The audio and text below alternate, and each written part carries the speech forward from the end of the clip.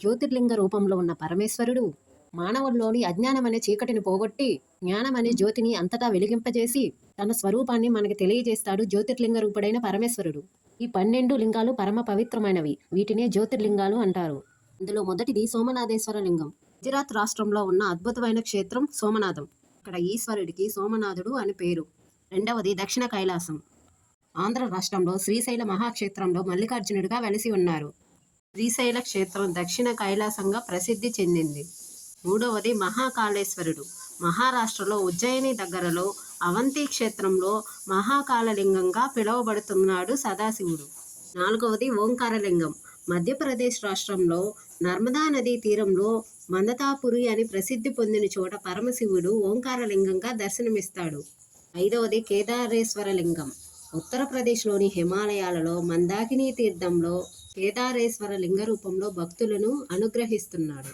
ఆరవది భీమశంకర లింగం. మహారాష్ట్రలోని సహ్య పర్వతాల వరుసల్లో ఢాకిని అనే చోట సర్వరక్షాకర క్షేత్రంలో సాంబశివుడు భీమశంకర లింగ రూపంలో పూజలందుకుంటున్నాడు. ఏడవది విశ్వేశ్వర లింగం.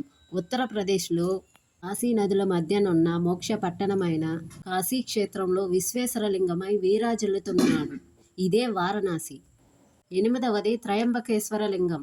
మహారాష్ట్రలో నాసిక్ దగ్గరలో గౌతమి నదీ తీరంలో సహ్యాద్రిపై ఆవిర్భవించిన పరమేశ్వరుడు బ్రహ్మ విష్ణు శివాత్మకుడైన త్రయంబకేశ్వర లింగరూపుడు.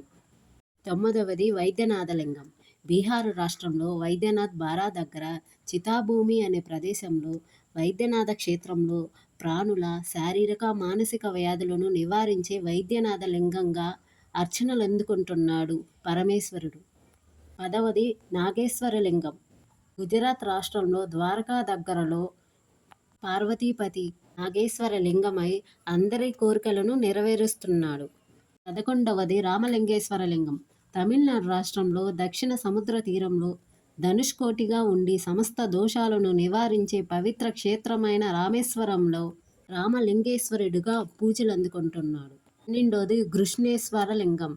మహారాష్ట్రంలోని ఔరంగాబాదు దగ్గరున్న ఎల్లోరా గుహాల సమీపాన కృష్ణేశ్వర లింగమై కైలాస దర్శన భాగ్యాన్ని ప్రసాదిస్తున్నాడు పరమశివుడు. ఓం నమః శివాయ.